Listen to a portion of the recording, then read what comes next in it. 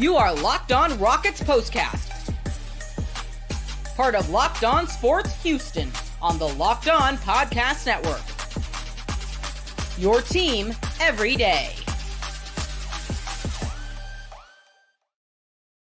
That definitely was not the prettiest thing in the world, but the Houston Rockets find a way to get the job done tonight and hold on late in the second half, despite the refs and the Spurs going a little bit nuts there in the final minute of the game. But the Rockets, again, do the job. They go into San Antonio. They get a split of the two games, and that is all that you are asking for overall when it comes to what they needed to do with the execution of those two games there in San Antonio. Hello and welcome tonight to the Locked On Rockets Postcast. I am your host, Michael Connor, if you're new to this channel. Hello and welcome. Please hit the subscribe button. You can come back anytime, watch this show live or recorded, whatever it might be. We also cover Texans, Astros, and the Cougs here on this channel. Of course, tonight we're talking about a win for the Rockets, who pick up win number 2 of the regular season. They needed it. There is no other way around it. They absolutely needed it after the other night. And tonight it was a tale of two halves, really. And look, there's positives in this basketball game for some of it. And look, I'm not going to sit here and be, Mr. Negative. Oh, this is bad. That is bad. I think, the thing that we talked about, if you watched the show the other night for the first game between the Rockets and the Spurs, is that, I talked a little bit about it.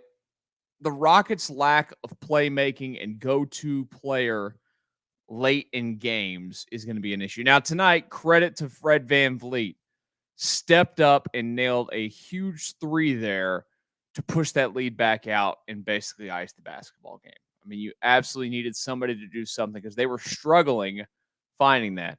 This is a night tonight where Jaylen Green went out. I mean, he put up one heck of a first half of basketball. And it was electric from Jaylen Green in that first half. He had 9 points in the first quarter, and then he followed that up in the second with 15 for a 24-point half in that first half. 8 of 10 from the field, 6 of 7 from three, knocked down his 2 foul shots as well. I mean, he absolutely went off. Didn't go off as much in the second half. The shooting percentage went way down. Ended up, though, having a really good night overall.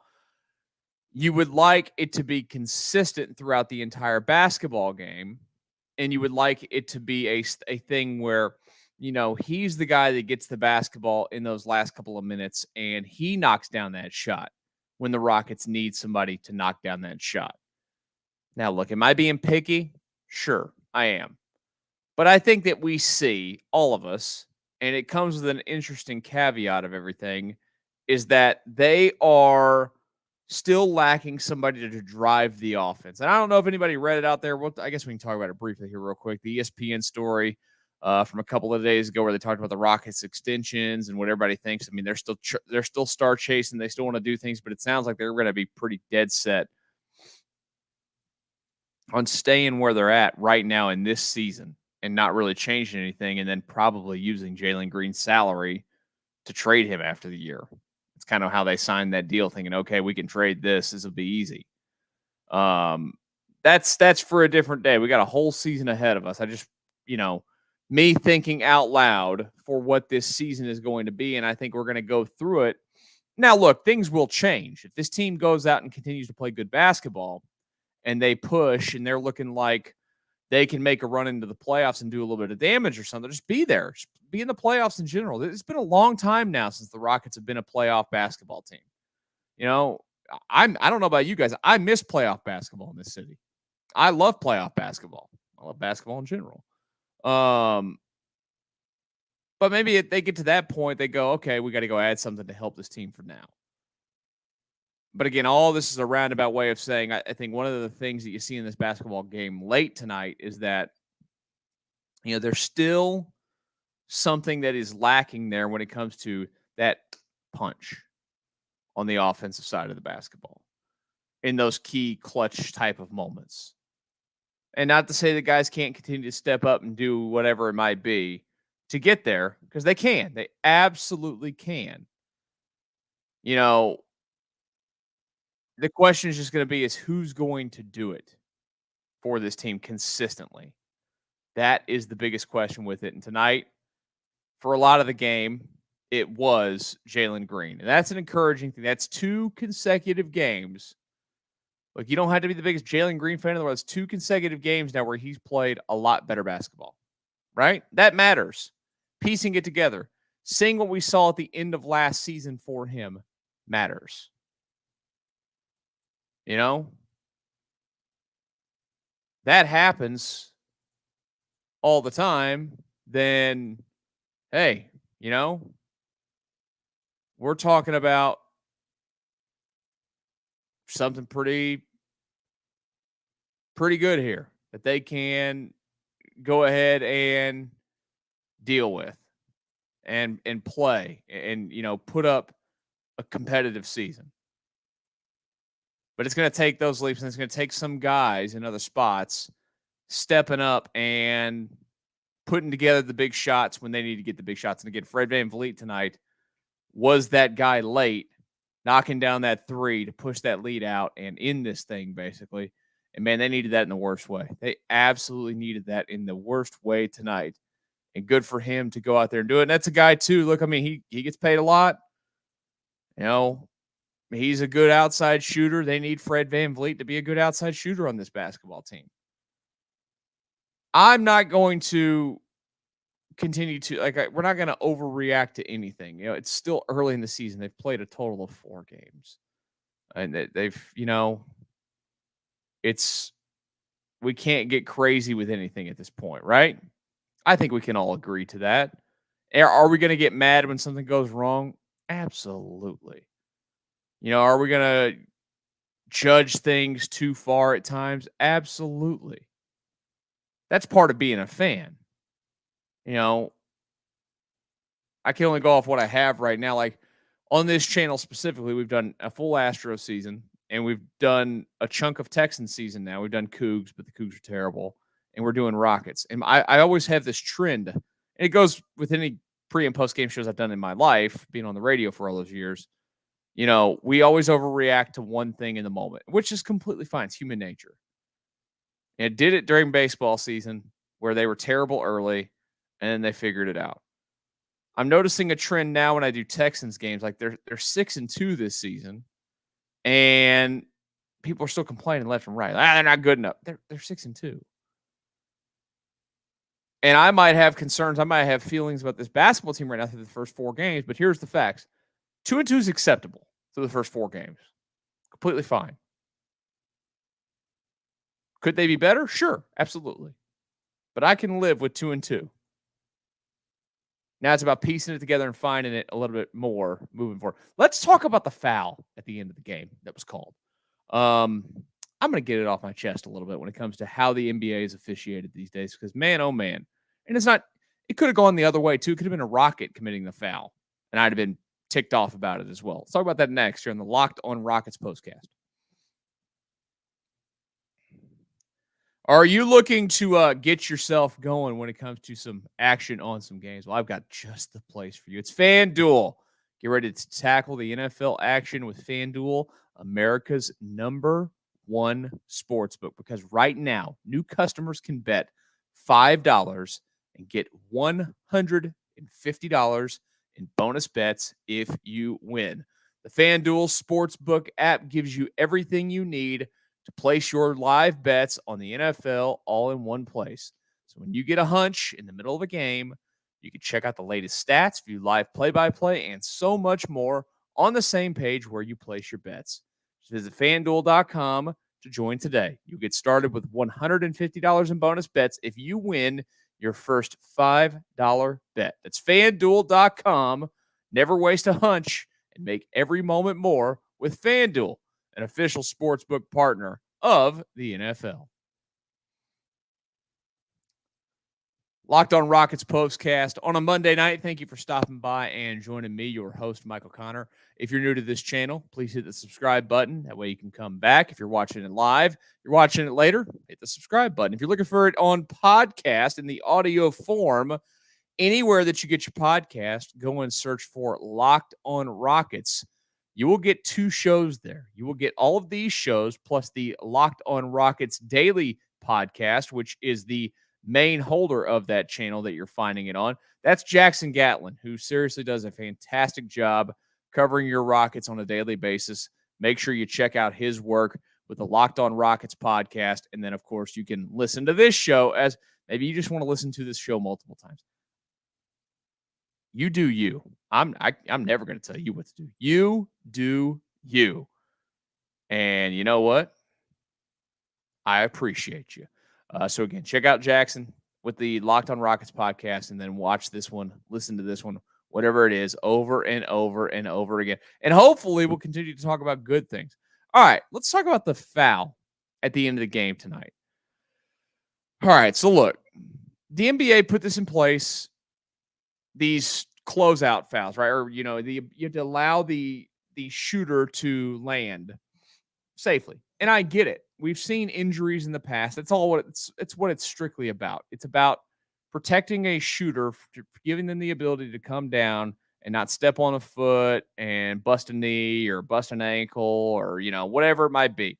I don't think it's a bad rule by any means. I don't think that that's a bad rule at all. I think the implementation of things tonight, and this is where replay at times gets a little bit in the way. I think, I watch a lot of European soccer. I've got a club that I watch every week. I've got my thing back here. Chelsea. Go Blues. Been good lately. It's been a really good year so far. But they have this constant back and forth about VAR in European soccer. Like, there's a lot of talk about getting rid of it because they think that it's gone too far and it makes things. And this is the kind of situation to me that,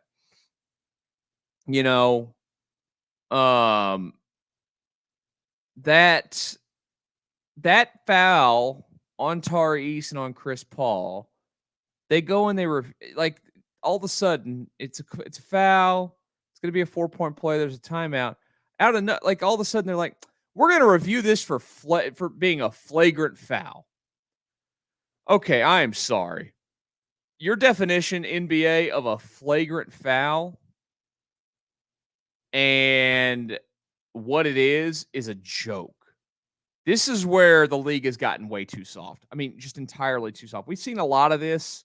The NFL has gotten really soft on a lot of things. That's mainly because they have guys running around in pads and helmets, crashing into each other, and they're trying to mitigate as many lawsuits as they can possibly have in the future from these guys having brain damage.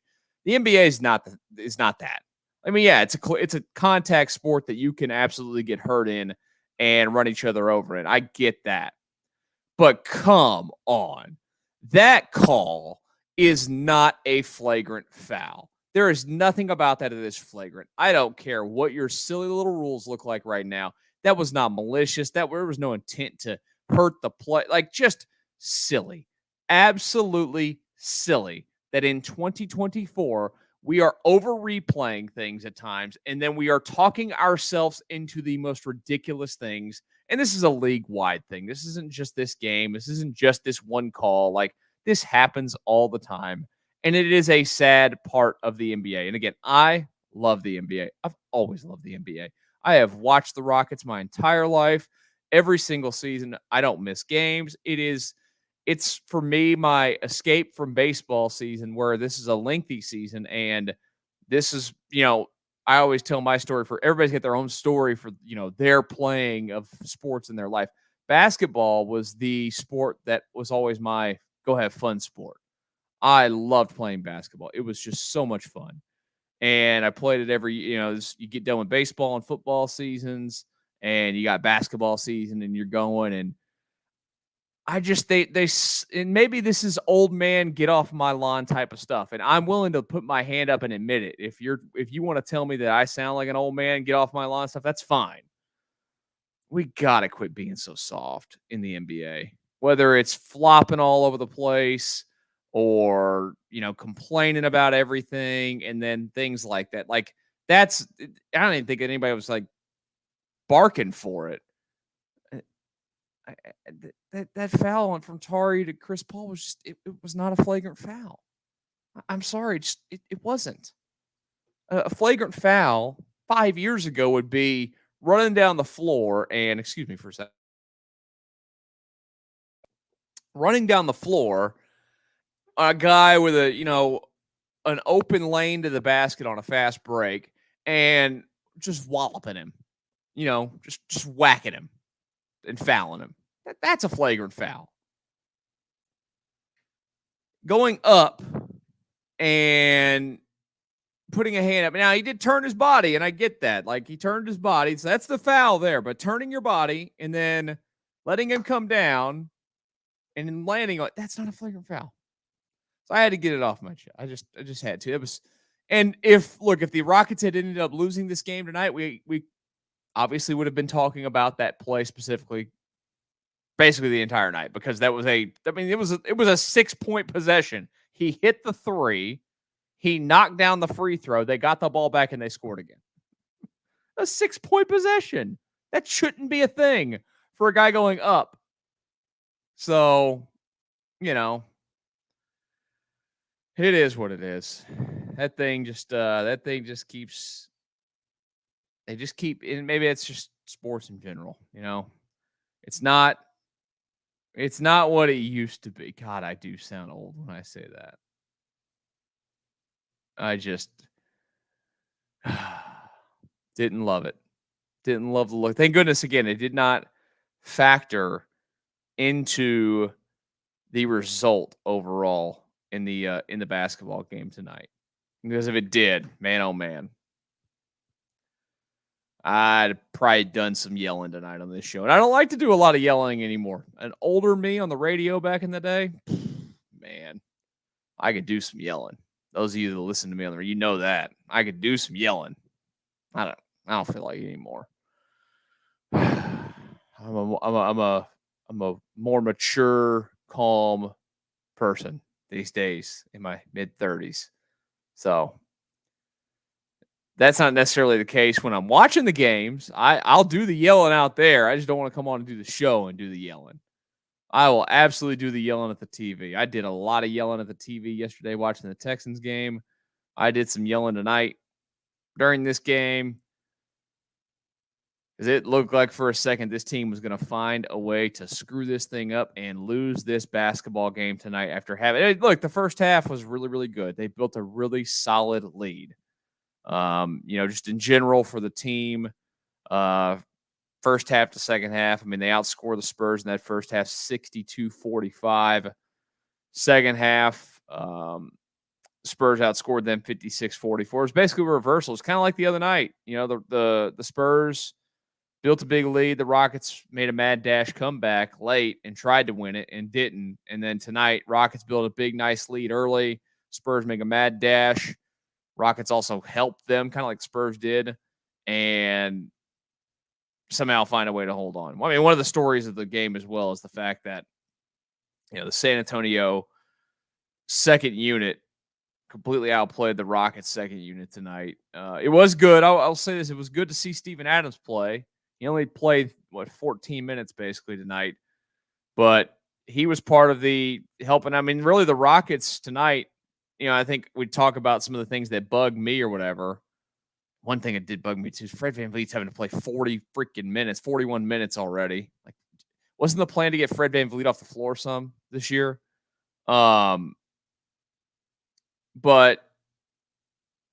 they did a really good job of basically knocking Victor Wembanyama out of the Spurs. He didn't have a good night offensively.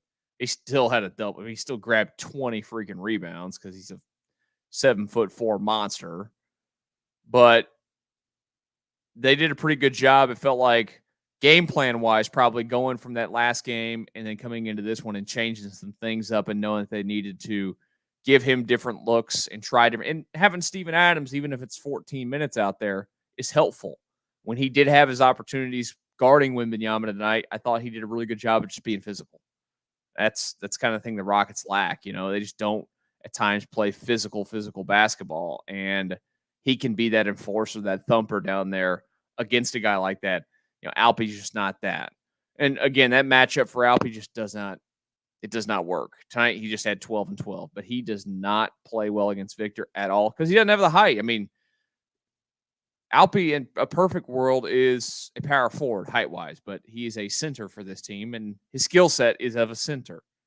So he's a smaller center. I just don't think he's ever going to do all that well in that matchup against Wembanyama. So there is that. Let's wrap up some final thoughts on this game. Let's take a look forward to the next game as well. The rivalries in the state of Texas will continue as the Rockets, they do stay on the road. I would assume they're coming back home tonight and spending tomorrow at home and then going to I don't know. Maybe they're just going to go to Dallas and hang out. I don't know why you would, but maybe they're going to do that. Either way, they're going to be in Dallas this Thursday. We'll talk about that next here on the Locked On Rockets Postcast. Tell you right now about the Gametime app. Are you looking to get into a big event? Yeah, I know you are. Whether it's a basketball game, a football game. Maybe there's some of you out there that are looking into getting into the final baseball game of the year tomorrow night, because right now the big final, series of the year in baseball, that series is about to go to 3-0. So baseball season's going to end tomorrow night in all likelihood. Hate to see it for that team from New York. Maybe you want to get into that game, any kind of big event. The Gametime app is what you should download right now. They have a lot of cool features in this app, like priority game picks. It's curation that makes it easier to save more on sports, concerts, comedy, theater, and more. Yeah, that's right. They've got concerts, comedy, whatever it is to get your tickets to get into these events. The Gametime app has it. They also have the all-in pricing feature. And this is a feature that you have to toggle at when you're in the app. But when you do, it shows you up front all of the charges. That way you don't get to check out and suddenly, I'm getting all these, charges. No, you know what they are from the jump. And that's with the ticket price included. So you can make your decisions based off of that. Really cool feature. And then don't forget my favorite feature anytime that you're picking a seat, because I don't know why you wouldn't want to know. Get a panoramic view of your seat in the app before you buy with that Gametime app.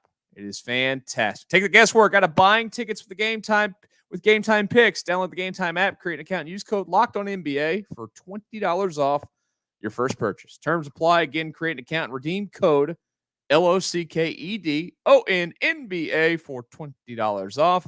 Download the Gametime app today. What time is it? It is game time. Locked On Rockets Postcast continuing for a few more minutes here. I am, of course, your host, Michael Connor. Appreciate you guys stopping by and saying hello tonight as the Rockets find a way to hold on for the win. 106-101 is the final as we're wrapping up our last few minutes here of the show. They are going to go ahead and jet off just up the road, I-45, for their first look this season against the defending Western Conference champions, the Dallas Mavericks. Look, it's going to be a tough matchup. It is going to be a team that the Rockets should, on paper probably lose to. And that's okay. It's okay to admit that with this basketball team when they go into these kind of matchups. Now, this is the NBA, and this is sports, right? I can say this. It does not matter. They could go up there and they could just, have their hair on fire all night, knocking down a bunch of threes, knocking down 25 threes as a team, and just go outscore Dallas all night long. The Dallas team is going to be tough, though. It's going to be absolutely tough in this matchup. They've got Luka, of course. They've got Kyrie. They've added Klay Thompson to the mix. They're thinking big things in Dallas. It's going to be a good little test, good little early test to see how the Rockets respond to playing a pretty darn talented team up there in that Mavericks team. So we'll see exactly what happens in that one. Now, for Thursday night, it's going to be difficult. I'm going to try to do both. I'm going to have both games up. So Thursday night, we have two sports here in the city of Houston playing. We have the Texans playing Thursday night football against the New York Jets. That's number one. We're going to go with Texans number one, Wade Smith and I. As soon as that game ends, they're both starting at about the same time, 7:30. And if the Rockets finish early enough to where I can do the Rockets and then go straight into Texans, I'm going to do that. But we'll play it by ear. We'll see what happens Thursday night. of course, I would appreciate you guys coming and hanging out for both of them. I don't think we're going to have a special guest on the Locked On Texans show this time like we did the other night when Arian Foster just randomly popped up in the back because Wade was doing the show from the stadium. But we'll see what happens for that. So if we are able to do the Rockets on Thursday night, we will do both. Like I said, I do love to have. If you guys could see my setup from where I'm looking, I know I'm always probably looking off center. I'm not like staring at you right here in the camera all the time because I've got a screen here, I've got a screen here, I got a screen over here, and I got a screen right here as well. So I'm a man of having many things up at once, just the way I work. So I'll have Texans here, Rockets over here, stats over here, social media, whatever, checking it all out, watching it Thursday night, and then we'll do some shows. It'll be a lot of fun, whatever we're able to pull up. But thank you again for stopping by tonight. Appreciate you guys. Hope you have a great rest of your Monday night. We'll talk again later on this week, Thursday night, right here on the Locked On Sports Houston page.